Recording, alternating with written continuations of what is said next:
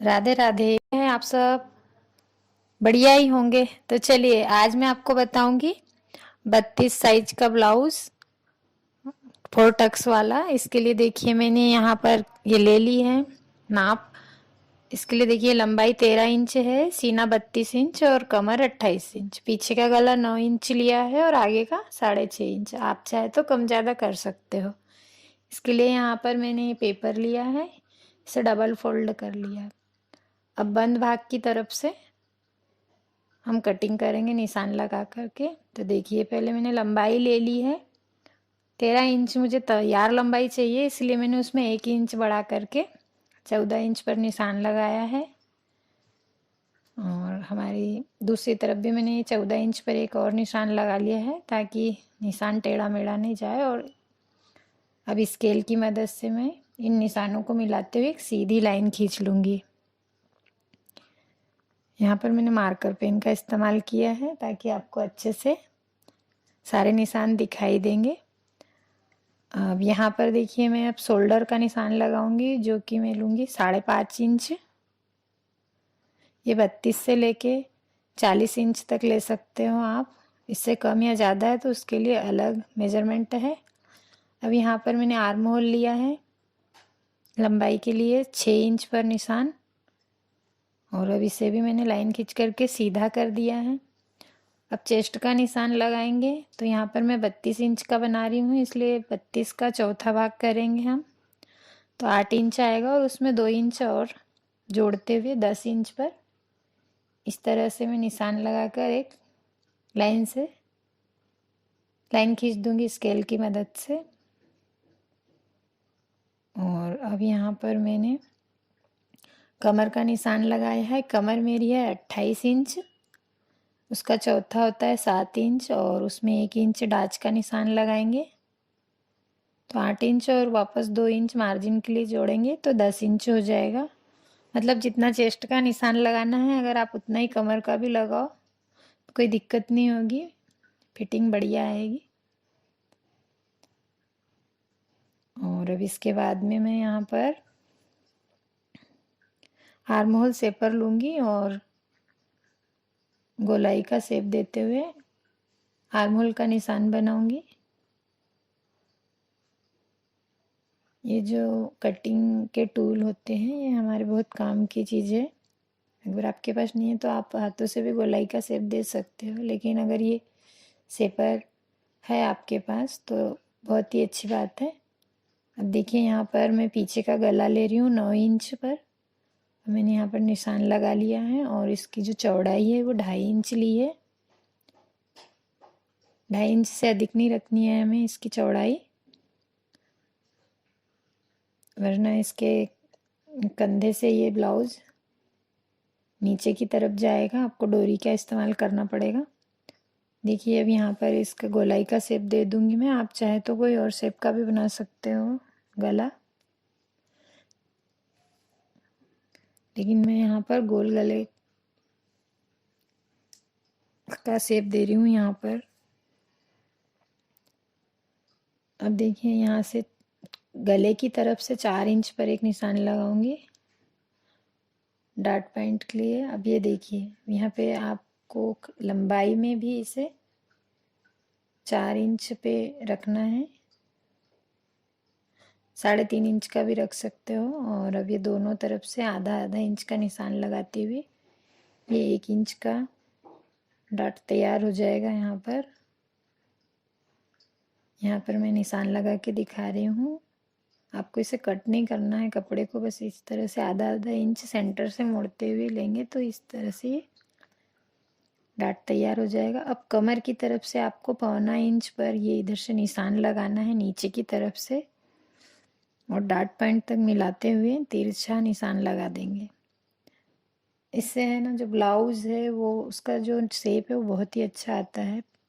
पीछे की तरफ से बिल्कुल भी नहीं उठेगा इससे ब्लाउज आपका। अब मैं इसे कैंची की मदद से पेपर को कट कर दूंगी। आप इस तरह से इसे डायरेक्ट कपड़े पर भी ड्रॉ कर सकते हो, या इस तरह से फर्मा तैयार करके भी आप रख सकते हो। 32 साइज का।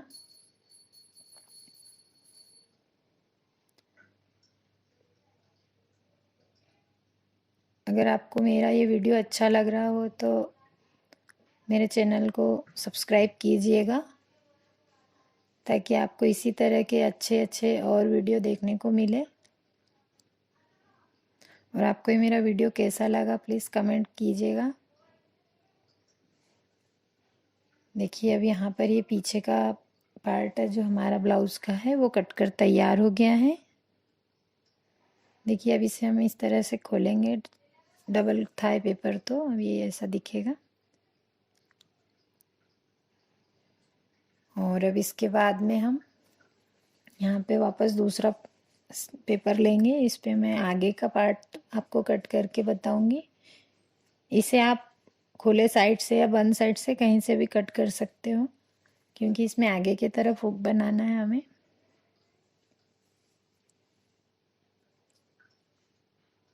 अब इसमें हमें क्या करना है, हमारे ब्लाउज़ की लंबाई 13 है, तो जो आगे का पार्ट है उसमें हमें 2 इंच प्लस करना होता है। जैसे हमें यहाँ पर 15 इंच की लंबाई लेनी होगी।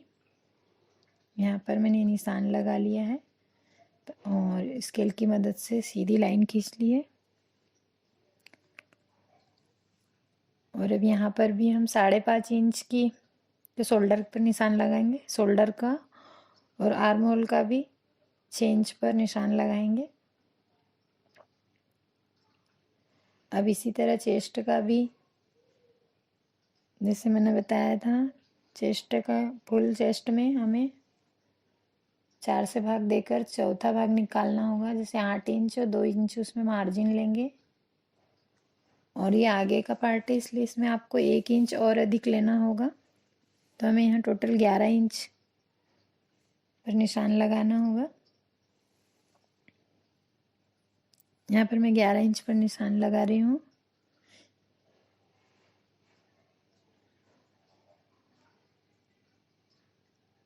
और नीचे की तरफ मैं यहाँ 10 इंच पर ही निशान लगाऊंगी।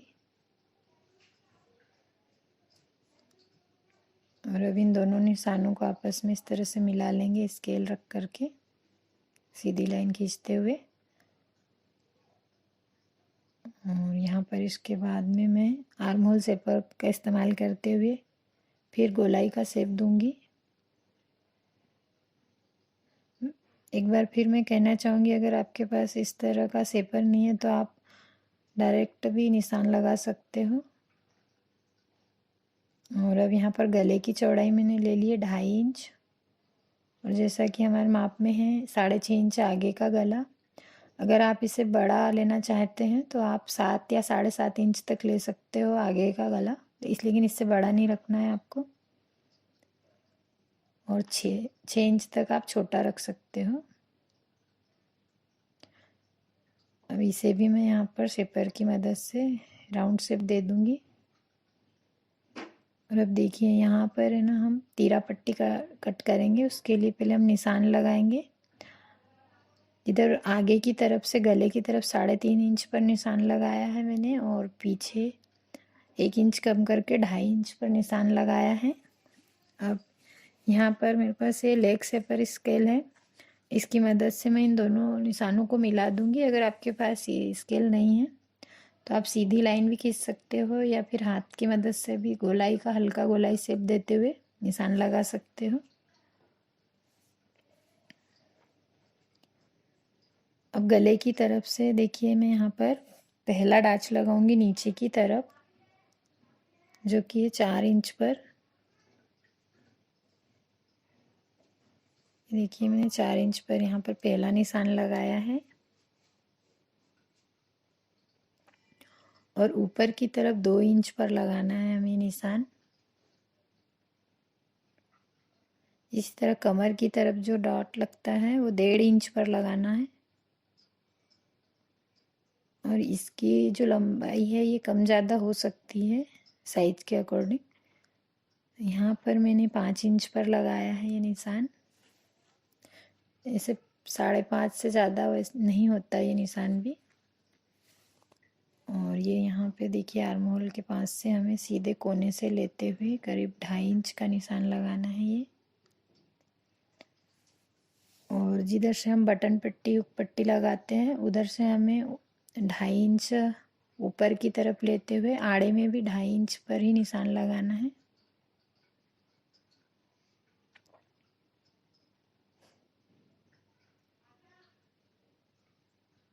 ये मेरा आर्म होल की तरफ थोड़ा सा ज़्यादा लग रहा था मुझे, इसलिए से मैंने कम कर दिया है। अब देखिए ये कितनी चौड़ाई पर हमें डांच लगाना है, इसके लिए मैं यहाँ पर निशान लगाऊंगी। नीचे की तरफ हमें करीब 1.25 इंच का डांच भरना होता है। ये साइज के हिसाब से लगाना होता है हमें डांच नीचे का। यहाँ पर मैंने टोटल 1 इंच का डांच लगाया है नीचे का, इसलिए आधा आधा इंच पर निशान लगाए।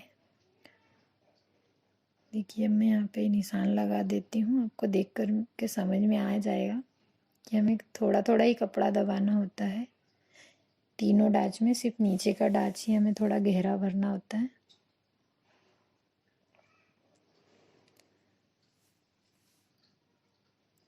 देखिए ये आगे का पूरा निशान लग करके तैयार है।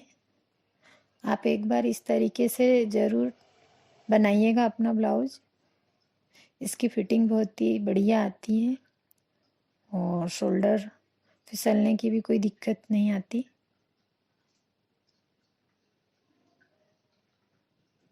क्योंकि देखिए जब तक आप इसे बनाएंगे नहीं आपको समझ में नहीं आएगा कि कटिंग कैसी है। जब आप इसे एक बार ट्राई करेंगे और इसे कपड़े पर सिलेंगे बना करके ब्लाउज को, पहनने के बाद ही आपको पता चलेगा कि ये कटिंग कितनी बढ़िया है और जो ये ब्लाउज बनाने का तरीका है वो कितना अच्छा है। देखिए अब मैंने यहाँ पर इस तरह से इसे कट कर लिया है।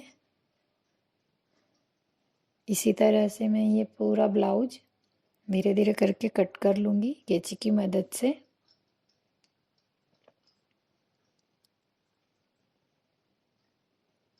अगर आप पहली बार मेरा वीडियो देख रहे हो इस तरह का, तो आप प्लीज़ मेरे चैनल को सब्सक्राइब कीजिएगा और अगर आपको ये वीडियो पसंद आ रहा हो तो लाइक कीजिएगा।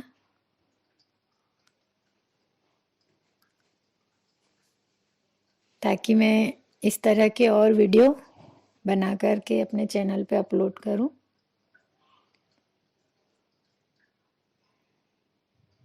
देखिए इस तरह से ये अब पूरा आगे का पार्ट भी हमारा कट करके तैयार हो गया है। अभी इस फर्मे को आप रख सकते हो और जब भी आपको 32 साइज का ब्लाउज बनाना हो आराम से बना सकते हो, है ना। देखिए ये मेरे तीनों पार्ट इसके कट के तैयार हो गए, पीछे का, आगे का और ये क्रॉस पट्टी। और अब मैं इसके बाद यहाँ पर आपको आस्तीन की भी कटिंग बता दूंगी। आस्तीन तो आपको जितनी बड़ी या छोटी बनाना हो आप बना सकते हो। और इसमें भी आप ब्लाउज जो मैंने बताया है इसकी लंबाई भी आप कम ज़्यादा कर सकते हो, आधा इंच के आसपास। अगर इससे ज़्यादा बनाना हो तो आपको फिर से नया फर्मा तैयार करना होगा, ये उसमें काम नहीं आएगा। देखिए यहाँ पर मैंने एक आस्तीन आपको कट करके बता दी है, ये करीब 4 इंच की तैयार है।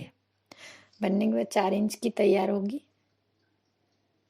इसके लिए मैंने इसकी लंबाई 5 इंच रखी है ताकि ये दोनों तरफ से आधा आधा सिलने में चले जाए और हमें 4 इंच की तैयार मिल जाए।